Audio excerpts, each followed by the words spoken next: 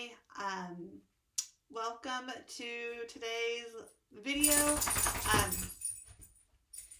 It was that or her scratching at the door. Everything I know is from reading or listening to books. And when mindset is 80% success, I have spent the last 10 years learning how to heal my wounds and grow as an individual. And what I want to talk to you today about are the 8 books about self-love that I feel that every woman should know. My name is Sablin, and if you're new to this channel, this is Relative Growth, where we're all about stop dreaming and start living. And if that's something that interests you, please subscribe to the channel. Remember to click that bell button so you can be notified every week when we post a new video all about how to increase our happiness and conquer our goals. So let's get started for today about the favorite books that I have on my list right now. So first I want to share a secret on how I have read how I continually to read over 60 books a year, between running a company and raising 3 babies and just kind of living life. I mean, there's not a lot of time, or I find it's very hard to find time on a regular basis to sit down and read a book. So you want to know my secret? My secret is I listen to audibles. I love audibles. I used to commute. My commute was 45 minutes to an hour and a half before shelter in place and starting to work virtually. But in that time frame, I was always listening to books. And I swear I feel like I got my PhD in business and psychology and marketing just by listening. I can't get a PhD, you know what I mean. And now I do it while I fold laundry, while I clean the house, while I cook dinner, anytime where the kids are kind of absorbed in whatever activity they are doing. I have earbuds in and I am listening to a book, which is allowing me to read about 1 to 2 books a week. The other question you might be asking is, how do I afford that? Well, my library does ebooks and audible books. So I get a lot of my books through the library. I'm able to put 10 on hold at once. And so I kind of go through the topics that I'm looking at. I always have my holds maxed out. And it just seems like whenever I finish a book, a new one's ready to go for me. I also have an Audible subscription. So every month I get 1 book for, I think it's about $15 a month. And that allows me to kind of fill in the gaps because not everything is at the library. So that's how I do it for a budget and to be able to read 60 books a month. It's Audible, and it is definitely by far the library Audible books, as well as audible.com. So if you aren't familiar with those 2 things, check it out. She is being really loud today. Oh my goodness. Alrighty, so without further ado, behave yourself. Without further ado, what I wanted to go over are the favorite books. So as I said, I do a lot of them on Audible. I have actually purchased some because I like to go in and dive in deeper in some sections that I wanted to kind of just get a better understanding. So out of the 8 books, I have 5 of them. 3 of them I only listen to on Audible, but they are still really good.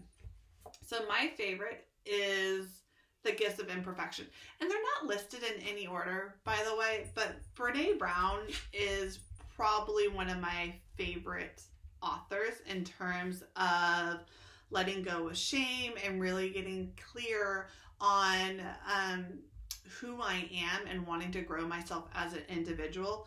And this one is really good because it's the start of her series the different books that she has. And it really talks, oh my goodness, sorry. I told you. She is just being herself right now. So with The Gifts of Imperfection, it really goes into how to live a successful and happy life. And the things that we think bring us success and happiness, working really long hours, digging deep and pushing through, not letting go of shame, those sort of things that we have sort of embedded in ourselves to be a successful person. You have to work 12 hours a day. You live in the shame and guilt storm.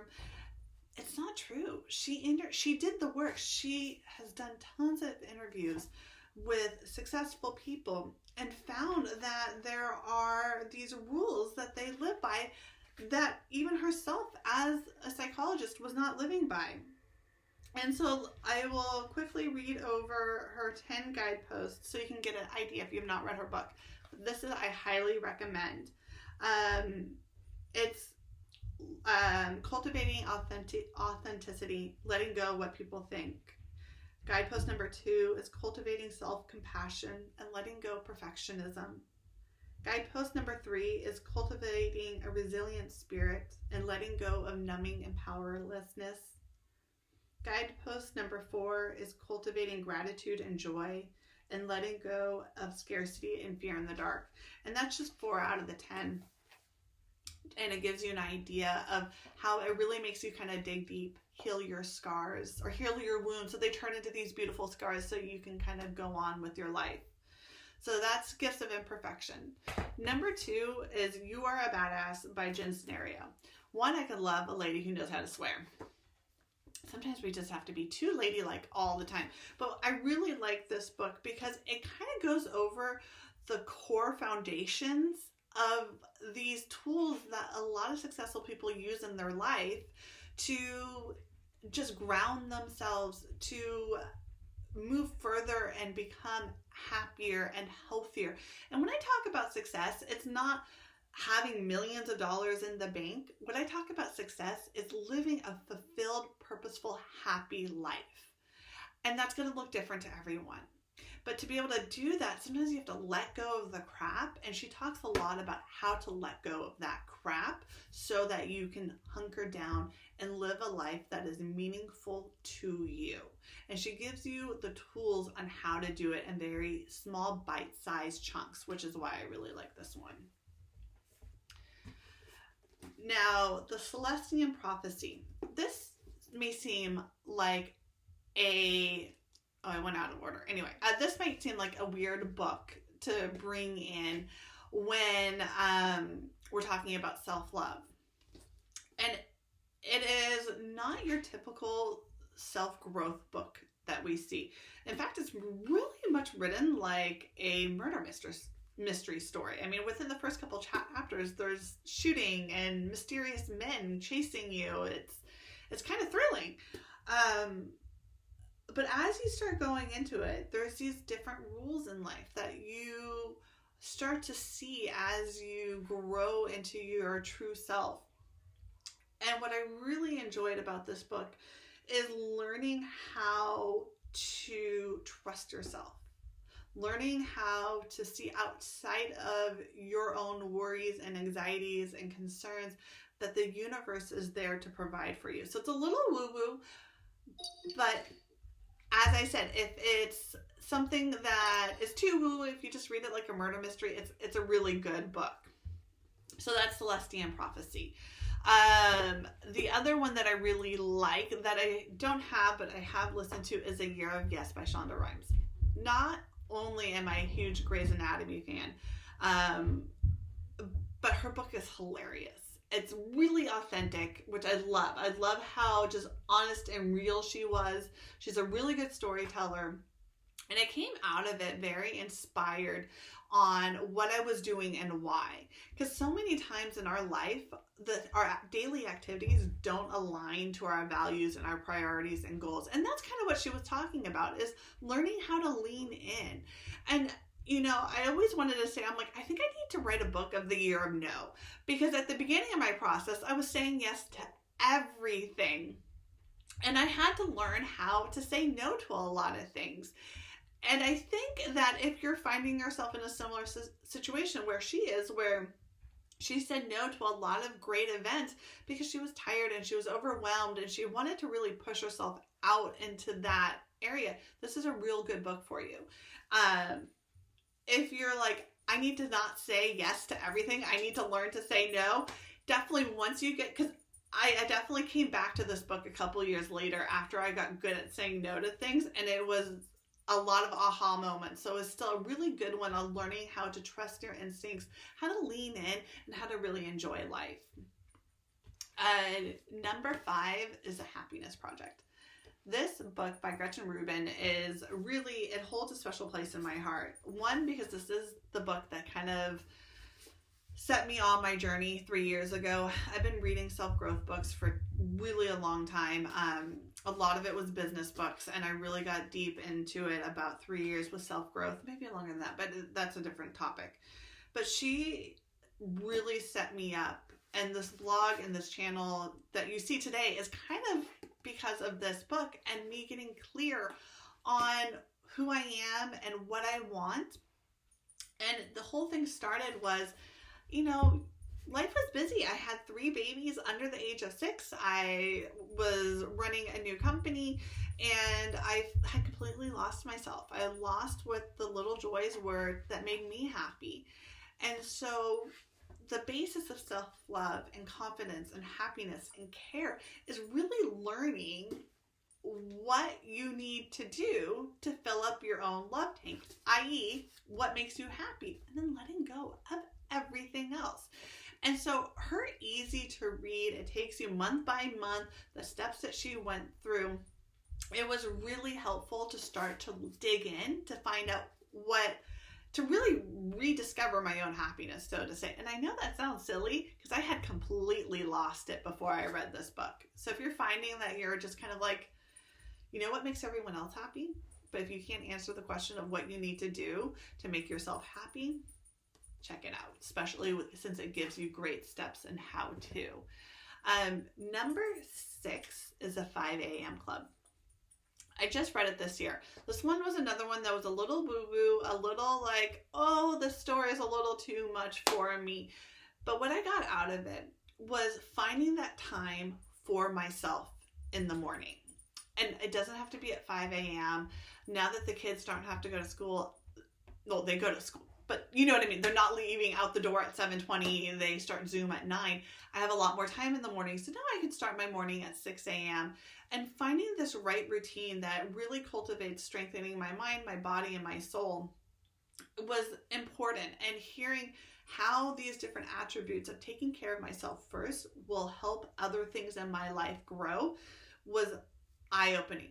Not only that, there was a lot of good aha moments outside of just learning how to get up at 5 a.m. And so if you're looking on how to grow yourself, your business, this is a great book on just getting you set up for good foundations. Number 7 is the 5 Love Language. I am a big fan of Gary Chapman's work. I've read the 5 Love Languages to The Secret to Love That Lasts. He also has one on parenting. And if you can only choose one, I would choose the parenting one because he does have some really good insights into marriage. And that one as well. And this isn't about how to strengthen a marriage. This was learning how to identify what my love language is. To really get clear of like, this is how people can show me that they love me. And it also helped me get clear on what other people's love languages are.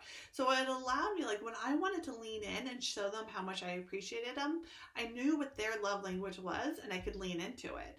So, for example, gifts are not one of my love languages, but they are one of my kids.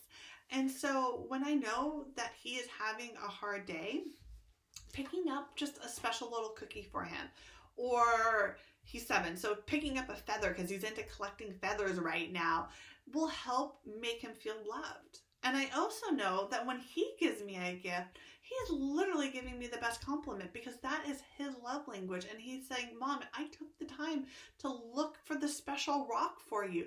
So being able to appreciate that helps strengthen my relationship with him, which makes it better and stronger, so to say. So this is a really good one on learning what I need to feel loved and happy within myself, as well within relationships, whether it be marriage, whether it be with friends and family members. It's a good one to look into. The last, but definitely not the least, especially when we're talking about self-love, is boundaries. Learning Boundaries by Dr. Henry Cloud and Dr. John Townsend. Learning how to understand how to set boundaries for ourselves, especially if we're in the beginning of learning how to love ourselves, how we're learning how to build up our confidence. Boundaries is probably something that we did not have a good hold on because we wanted to please other people. We were getting love by other people saying, good job. And, or maybe that was just me, but learning how to set good, healthy boundaries was extremely important. And that book kind of was this eye-opener to where one activity, but with two different mindsets, are it's not good. Like you could, I was using the example of trying to teach my son on how doing something, but cleaning up the playroom, but then for his little brother, if he was resentful or angry, that was not a loving thing to do. He could easily set his boundaries and be like, no, bro, you clean up your side of the playroom. But if it was a gift that he was giving to his brother, he knew that his brother was working really hard on the schoolwork and he was doing it out of love and compassion, not expecting anything else. That's a healthy boundary. But there's nothing wrong with saying, hey, I'm doing this out of anger and resentment. This relationship needs to be fixed. And I'm just going to say no right now. That's okay. So this is a really good book. It's actually one I plan on reading again because it's something I need to dive in deeper. So that brings me into my last question. What books have you read that have helped you grow, that helped you become happier, more confident, more compassionate with yourself? Leave them in the comments below because these are my books. And like everything else that we talk about on this channel, what works for me, what has been my favorite book, maybe your least favorite book, and that's a-okay. What's great about it is you take what works for you and you get rid of the rest. And using this community with these comments are going to help us, myself, and everyone else who's watching this channel grow and become bigger and stronger. So, till next time, stay brave and curious and remember to love yourself. Bye.